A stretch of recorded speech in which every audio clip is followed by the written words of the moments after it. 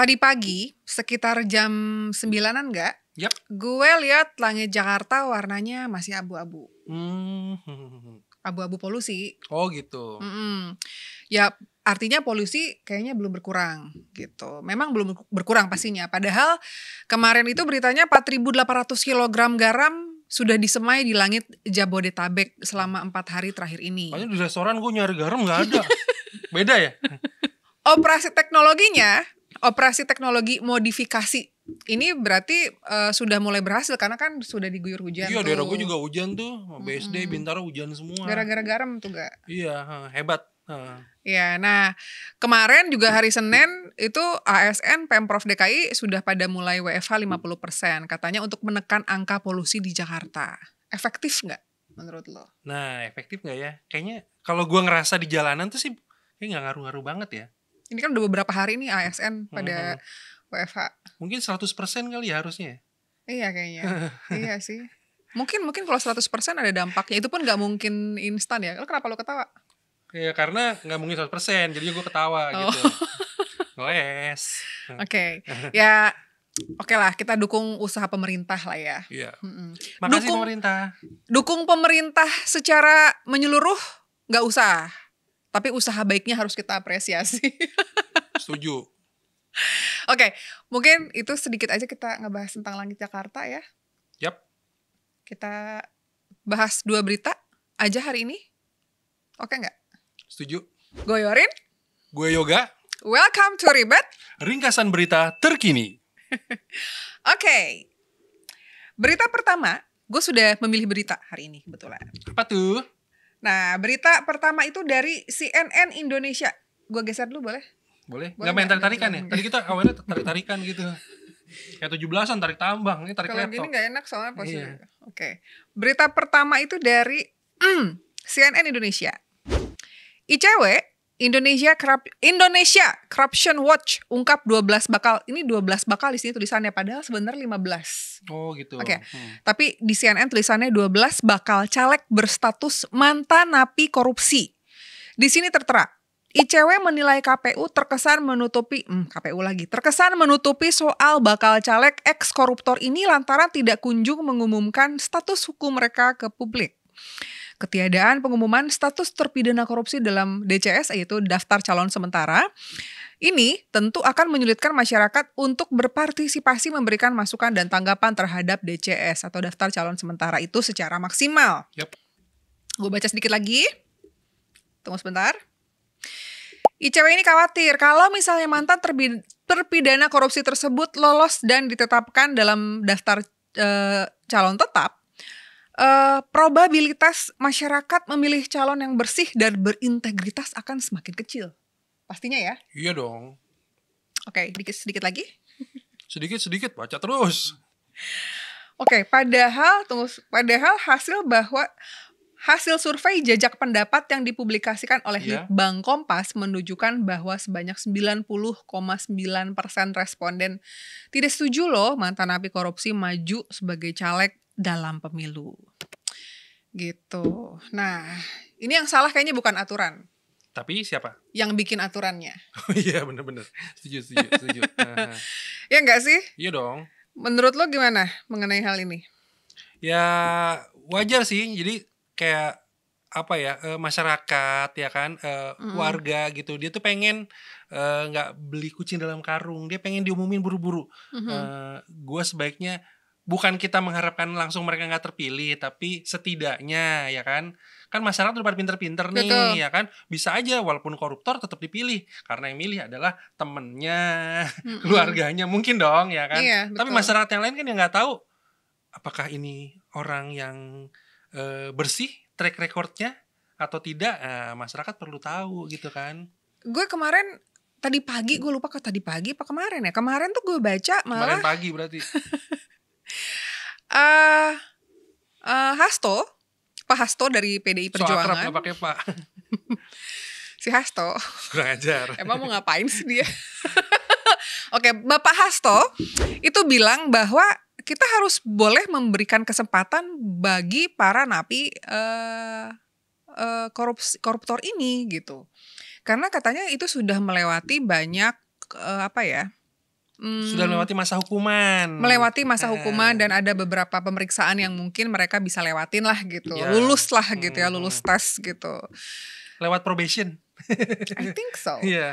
Tapi menurut gue semua itu tidak lepas dari ini ya.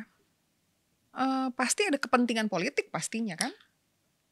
Iya kayaknya sih ya. Takut banget kayaknya. Iya. Tapi kalau misalkan ada anggapan kayak ya kan dia sudah melewati masa hukuman, dia harus dikasih kesempatan.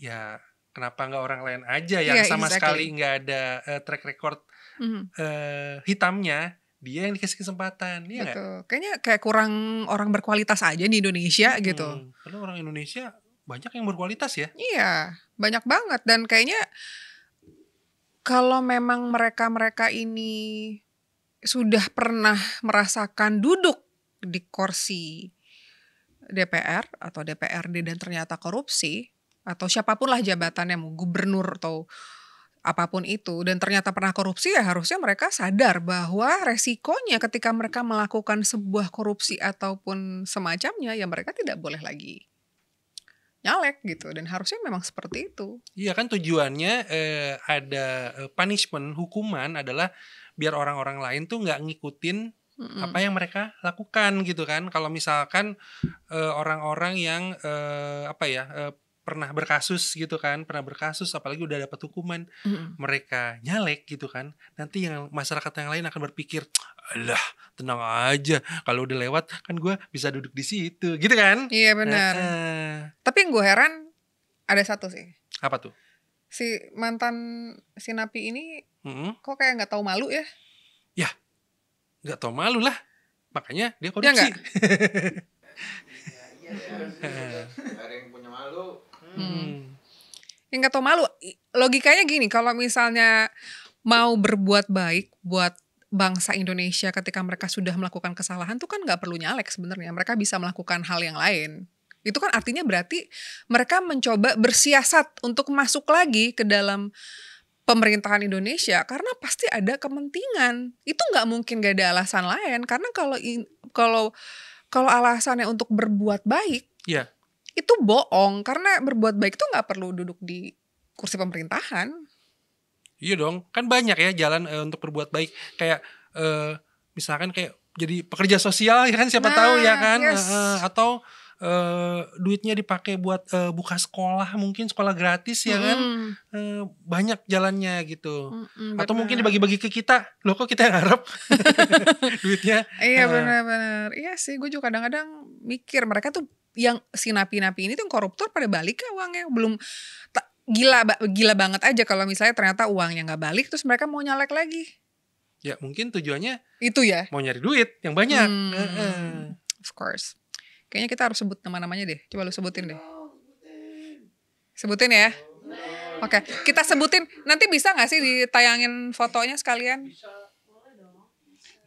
Karena ini udah masuk ini ya, udah masuk apa, media massa ya. Udah. Sebutin aja gak? Dan catet.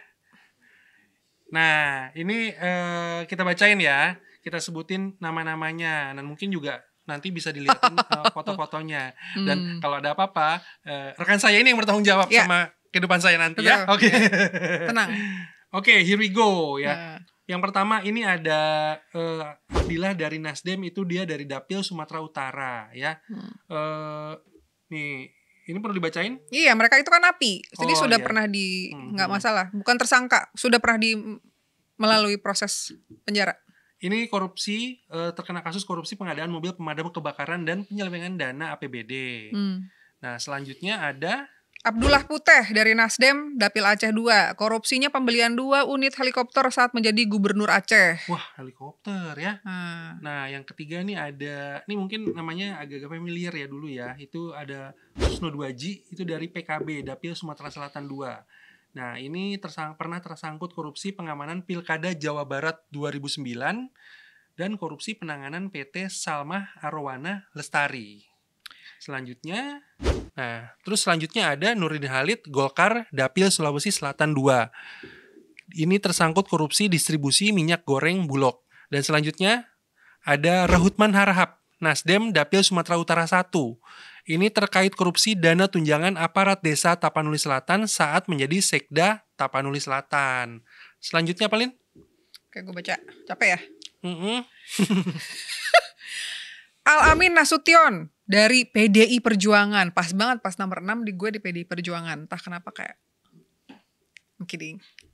Dapil Jawa Tengah 7. Menerima suap dari Sekretaris Daerah Kabupaten Bintan Azirwan untuk memuluskan proses alih fungsi hutan lindung di Kabupaten Bintan. Lalu ada Rohmin Dahuri, juga dari PDI Perjuangan, Dapil Jawa Barat 8, korupsi dana non-budgeter, Departemen Kelautan dan Perikanan, Patrice, Rio Capella, caleg DPD Bengkulu 10, menerima gratifikasi dalam proses penanganan perkara bantuan daerah tunggakan dana bagi hasil dan penyertaan modal sejumlah BUMD disumut oleh Kejaksaan. 3 lagi, Dodi Rondonuwu, caleg DPD Kalimantan Timur, korupsi dana asuransi 25 orang anggota DPRD Kota Bontang, periode 2000 sampai 2004. Lanjut ya. Emir Muiz, caleg DPD Kalimantan Timur, suap proyek pembangunan pembangkit listrik tenaga uap. Irman Gusman, caleg DPD Sumatera Barat, kasus suap dalam impor gula oleh Perum Bulog. Dan terakhir, ini cuma 12, di sini sebenarnya ada 15 sih, kemarin gue lihat lagi. Cinde Laras Yulianto, caleg DPD Yogyakarta, korupsi dana purna tugas. 3 miliar men gitu. There you go, ya? 12 namanya. Itu cuma 12, padahal sebenarnya ada 15. Ada 15, oke. Yang gue tahu. Mungkin apa? Kita nyebutnya apa sih manggilnya penonton? Viewers, penonton juga nggak apa-apa. Iya. Mungkin nanti para penonton juga bisa ini ya, bisa lihat-lihat sendiri ya. Itu di media massa udah ada infonya gitu. Jadi kita bisa cek-cek sendiri gitu. Iya, betul. Harus bisa cek karena kemungkinan peraturannya itu tidak akan dirubah dalam waktu dekat. Jadi kalau misalnya aturan tidak bisa dirubah dalam waktu dekat, ya artinya semua kembali ke kita sebagai pemilihnya. Jadi kira semua kembali ke laptop kira-kira program lain ya. Kaget saya. Yoga. Ya nggak sih? Iya dong. Iya. Iya, jadi kalau misalnya memang aturan yang nggak bisa dirubah, ya artinya kembali ke kita sebagai pemilih. Sebagai pemilih yang cerdas. Betul sekali. Kalau misalnya kitanya nggak cerdas dalam memilih, ya mereka-mereka ini yang tadi kita sebutkan akan terpilih lagi. Muncrat gue. Saking bersemangatnya. Asli. Oke. Kayaknya udah tuh yang pertama. Mau lanjut nggak? Lanjut. Kita lihat yuk. Next, berita selanjutnya. Kita bahas berita kriminal sekali-sekali. Gue tuh ada concern tentang berita kriminal gak? Kenapa? Karena gue duduk sebelah lo. Oh gitu. Karena biar aman ya kan. Biar aman. Kenapa saya security kompleks kalian aja. Enggak, gue I don't know. Gue perhatikan semakin banyak kekerasan bahkan sampai pembunuhan yang terjadi karena alasan tersinggung. Terus dikomentarin dikit tersinggung gitu kan. Gue sering dikatain gini. Lu kok milih ini Nicholas Saputra? Gue tersinggung dong ya kan. Tapi orang itu nggak gue apa-apain. Kalau kayak gitu yang tersinggung kita yang denger. Nicholas Saputranya. Iya kan. Ya gue mungkin mereka tuh sering banget gara-gara tersinggung, nggak terima, dendam, terus bisa jadi apa ya? Iya berbuat apa sih namanya? Bisa kayak sampai bunuh-bunuh. Sampai ngebunuh orang saking nggak bisa nahan emosinya gitu. Nah, kemarin itu ada beberapa berita sebenarnya yang gue perhatiin. Misalnya seperti berita tentang seorang siswa SMA 7 Banjarmasin menusuk temannya sendiri di ruang kelas. Gila. Yang terekam kamera CCTV sekolah dan tersebar di media sosial. Lu sempet lihat nggak? Sempet lihat sih. Oke. Terus ada lagi berita tentang pembunuhan di Sragen. Jadi pemilik salonnya itu dibunuh nih sama si pelaku ini gitu. Gara-gara ini potongan kurang rapi gitu kan, atau pas di smoothing kurang lembut gitu, jadi kayak samping setengah lurus setengah masuk ribo gitu kali ya, itu nggak sih? Enggak ya? Bisa jadi sih sebenarnya. Iya. Walaupun pengakuannya sih gara-gara si pelaku ini si pelaku ini tersinggung karena pemilik salon ini suka jelek-jelekin usahanya si pelaku katanya gitu. Mungkin dia jualan apa terus dijelek-jelekin, dia ngomongin gitu ya. Gitu. Itu dibunuhnya di salonnya juga gitu. Mungkin pas lagi dicuci lagi disemprot dimasukin ke mulutnya gitu enggak ya? Kayak digelonggong dong gitu. Ini my god. Ini by the way, ini yang gue sebutkan tadi adalah berita kriminal yang ada di Agustus aja, Gak? Oh gitu. Ya lu bayangin itu tuh cuma 2 doang. Kebayang gak berita-berita kriminal lain yang gue gak bisa sebutin? Iya. Nah, kenapa? Ya mudah-mudahan sih, maksudnya berita-berita yang kayak gini-gini nih, ketika kita memasuki kayak bulan depan nih, bulan September nih, tayangnya bener ya.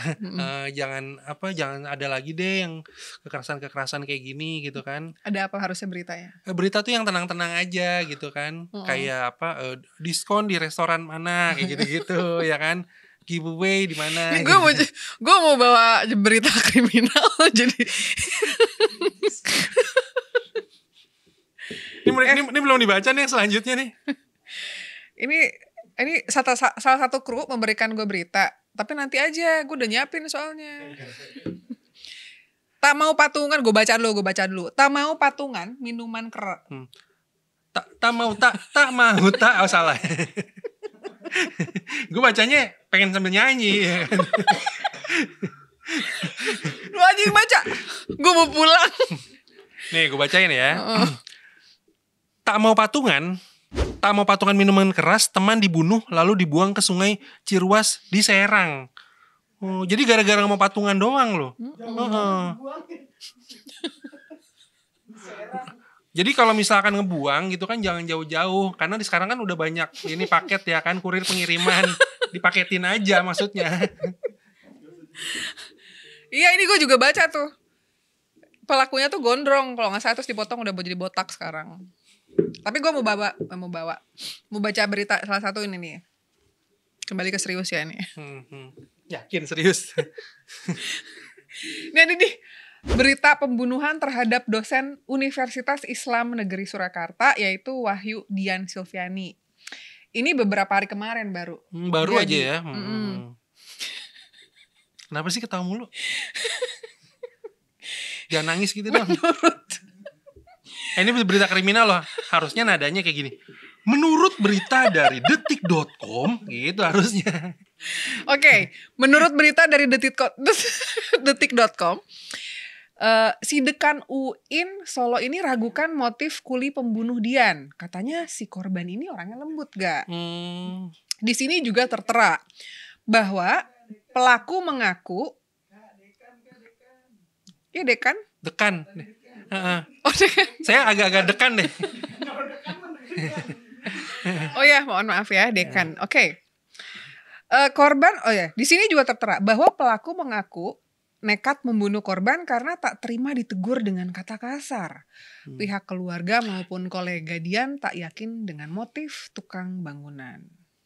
Itu kayak ditegur dengan kata-kata kasarnya gimana ya? Hei parutan, gitu kali ya? Apa gimana? Kan kasar parutan. Hei amplas besi. Jadi dia tersinggung gitu.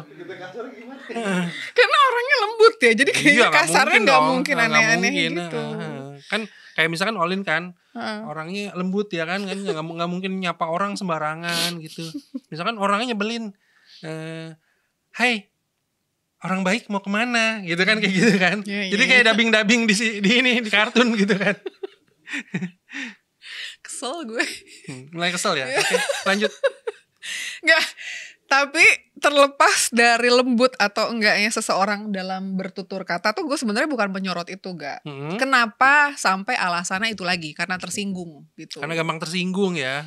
Ya, kenapa? Kenapa menurut tuh orang itu gak bisa mengontrol, ya marah dikit tusuk, kesel dikit tawuran, berantem bom gitu. Kenapa? Mungkin ini nggak sih dengan apa ya kondisi apa yang terkini gitu kan, kayak ada apa kayak himpitan ekonomi itu pengaruh juga nggak sih, Iya kayak sih. kayak apa kayak kondisi di perkotaan misalkan gitu, let's say itu kan kayak jalanan udah mulai macet lagi gitu kan, kayak kehidupan tuh udah balik lagi ke zaman sebelum kayak pandemi nggak sih, kayak semua tuh udah mulai kencang lagi lah istilahnya gitu. Jadi kayak orang-orang udah mulai apa ya, kembali ke settingannya lagi itu, apalagi contoh gitu kan, di beberapa kasus yang kita baca tadi itu pelakunya adalah masyarakat menengah ke bawah gitu kan, yang mana mereka tuh gue nggak tahu ya, correct me if I'm wrong ya kan, gitu. Jadi mereka ini kan banyak yang tidak terbiasa gitu loh, kayak apa ya, emosi atau peratnya kesenggol, jadi lebih gampang lebih gampang bahwa menjawab kekerasan adalah solusinya gitu. Contoh nih misalkan kayak kalau misalkan kayak masyarakat menengah gitu, misalkan kayak mobilnya kesenggol ya paling turun marah-marah, nggak langsung orangnya tusuk gitu kan, nggak kan gitu. Kayak masih mengedepankan kayak komunikasi walaupun mungkin agak berantem Keras mulut gitu ya, gitu, oke. tapi nggak, masih pikir panjang lah bisa dibilang kayak gitu. Iya, heran ya. Tapi gue setuju sih. Kemungkinan terbesar kenapa orang itu mudah emosi sampai katakanlah kerasukan gitu kesannya gitu ya. Mungkin karena ya itu dia stres, dan stres itu ya karena himpitan ekonomi, karena masalah mungkin nggak punya pekerjaan yang Iya, stabil nggak mungkin gitu. dong orang banyak duit konglomerat marah-marah gitu kan, nggak mungkin dong. Kecuali Aduh, kena mental ya mungkin iya, ya. banyak duit, aduh gue kesel banget nih, duit gue nambah 10 M, gue pengen tonjokin orang, kan nggak mungkin Iya dong gitu bener. kan, ya kan. Iya. Betul. Ya. Nah, kalau misalnya anak SMA tadi sih, yang nusuk temennya itu Ya, sih karena bully sebenarnya. Kalau itu gue bukan mau membenarkan ini ya, apa yang sikap korban ya, sikap pelaku ya, yang, sikap yang menjadi pelaku. selama ini menjadi korban bullying ya. Iya, tapi kalau misalnya lo dibully terus, ditekan terus-terusan, apa lo nggak jadi pengen gak murka gitu? Nah ini kalau misalkan gue melihat dari sisi lain ya, kenapa si Sisi lain. korban bullying ini menjadi pelaku kejahatan gitu kan, pelaku pembunuhan gitu kan. Berarti kan ada sistem yang tidak berjalan baik di lingkungannya. Contohnya sorry to say ya kan, kayak circle lingkungannya kayak orang tua atau guru sekolah gitu. Harusnya kasus-kasus kayak gini nih nggak akan terjadi kalau misalkan si siswa ini bisa menyampaikan apa yang dia rasakan gitu, jadi nggak dipendem ya kan. Iya benar. Dipendem di pojokan taunya bau ya kan. Itu beda kasus ya. Ada yang kentut gitu kan. Kayak gitu. Ada yang tut di celana gitu kan. Oh, itu juga sebuah masalah sebenarnya. Iya, pokoknya kalau ada problem, ada kesel-kesel apa gimana, nggak boleh dipendem, Lin, gitu. Jadi harus diviralin gitu. Diviralin gitu kan. Iya, tapi gue setuju sih. Orang itu kalau kita bicara mengenai kekerasan ya selalu harus lihat backgroundnya kenapa ya, alasannya kenapa gitu. Mungkin ada beberapa hal yang again bukan mau memberikan sebuah pembenaran, tapi ada orang yang terpaksa menyakiti seseorang karena memang mentalnya sudah rusak gitu ya. Atau ada juga gini, gue melihat juga dari sisi lain gitu. Banyak orang tua mendidik anaknya dengan ketika anaknya kesel, mengungkapkan emosinya dengan nangis. Jangan nangis, diem. Nah, padahal di saat itu anak kecil tuh lagi belajar meluapkan emosinya gitu. Ya kan? Kayak kaseto. Saya bukan kaseto, kaset rusak saya. Ya, betul. Jadi mungkin ya itu yang menjadi penyebab ketika si anak ini ketika menjadi dewasa, remaja, dia bisa nggak bisa mengungkapkan emosinya dengan baik gitu, menyampaikan emosi baik. Jadi dia ketika dipendem ya kan jadi akumulasi, dia membunuh seseorang gitu kan. Gitu. Harusnya kan ada salurannya gitu loh. Saluran pembuangannya ya. Bukan. Enggak, tapi menurut lo ini adalah ya berarti kan pembunuhan, kriminalitas di Indonesia itu kan masih tinggi, artinya ya mau membunuh bahkan bunuh diri itu ternyata masih tinggi di Indonesia. Artinya Indonesia masih jauh dari kata sejahtera gitu. Nah, menurut lo sendiri kalau I don't know, ya kacamata lo lah gitu. Ini sesuatu yang jadi concern juga nggak sama pemerintah mengenai mental warga negara Indonesia? Oh iya, itu apa ya, harus jadi concern pemerintah ya. Apalagi terkait tadi yang seperti yang gue bilang gitu kan, itu kan mental itu terbentuk dari sejak anak-anak, sejak dini ya. Kalau misalkan pas udah tua gitu kan dibenahin mentalnya sih telat ya menurut gue ya kan. Udah expired mentalnya ya kan. Harusnya mulai dari apa ya, pendidikan dasar ya kan, sekolah-sekolah bagaimana kayak siswa-siswa diajarin bagaimana memanage, mengelola kesehatan mental mereka ketika mereka sedih, mereka sakit, kesel, itu gimana sih cara pelampiasan yang benar, itu harusnya diajarin. Tadi gitu lu waktu kan. merem gue pikir tidur gak? Bukan, kesurupan. Maung, aing maung gitu. Bukan ya.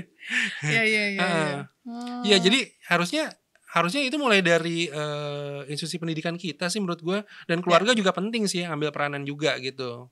Kayak bener nih gue. Tapi lo sendiri ngerasa, gue nggak tahu ya. Ini menurut lo, ini sedikit aja sebelum kita tutup ya. Iya. Menurut lo ada hubungannya juga nggak dengan perubahan zaman? Karena gue ngerasa kayaknya mental orang-orang dulu gitu ya, zaman baheula sama sekarang tuh beda banget gitu. Dia hati-hati nih, lagi mikir. Kayaknya zaman sekarang tuh orang lebih ringkih gitu. Apakah mungkin karena problematik kehidupan juga naik? Or karena memang pendidikan orang tua sekarang kayaknya gak se-strict dulu. Anak zaman sekarang kan kayaknya dibentak guru dikit lapor gitu. Ya mungkin sih ada pengaruhnya ya sama perubahan zaman gitu kan. Dimana kita saat ini cara kita ketika ada masalah mengungkapkan pendapat tuh jadi kayak lebih gampang, lebih berani kan. Orang tuh kan dulu takut-takut gitu kan. Apalagi udah ada era media sosial, jadi orang tuh lebih berani gitu kan. Itu kan menurut gue ya itu ikutan nge-trigger juga gitu loh. Jadi kalau misalkan nggak suka dikit, ungkapin, marah dikit sama orang, nyampein gitu. Kalau dulu tuh kan kayak lebih memegang tata krama gitu kan, nilai-nilai secara kultural tuh lebih hati-hati gitu. Menurut gue sih gitu. Iya, dan kayaknya dulu anak-anak nggak tahu ya, tapi mungkin budaya yang kurang zaman sekarang juga budaya ini sih, kurang problem solvernya kurang kayaknya. Iya nggak sih, lebih banyak mencari pelarian. Jadinya ketumpuk masalahnya, akhirnya bunuh, tusuk, emosi meningkat gitu mungkin ya. Iya. Jadi ya gue nggak tahu. Nah, apakah mungkin lagi-lagi nih kalau kita ngomong kriminalitas kan berarti ini juga tergantung pemerintahnya ya gitu. Harusnya disorot. Kenapa sih banyak kriminalitas? Ya itu dia, karena Indonesia ini masih jauh dari kata sejahtera. Gue agak-agak suka. Gue mendukung upaya pemerintah selalu, tapi gue agak-agak suka terganggu dengan kata-kata bahwa ekonomi Indonesia membaik. No, it's not, gak merata. Kriminalitas masih tinggi, banyak orang yang masih gak punya pekerjaan, dan ini adalah bukti ada yang salah di sistem itu tadi. Jadi bukan di sekolah segala macam. Gue rasa pemerintah juga harusnya membuat ini menjadi salah satu concern yang harus banget tegakkan, diambil. Yes, disorot. Iya. Jadi make sure presidennya yang kalian pilih adalah presiden yang kelihatan banget memperhatikan hal ini juga. Ya enggak? Iya. Larinya ke situ ya. Always. Okay, I think that's it for now ya. Ya, cukup hari ini. Udah enak gak? Enggak kok. Iya. Okay. Sampai ketemu lagi. Di ya. Episode berikutnya. Mudah-mudahan saya masih nongol ya. Masih, pasti. Oke. Saya Yorin. Saya Yoga. Pamit dulu. Bye-bye. Bye-bye. Nggak dibaca itunya. Bye-bye.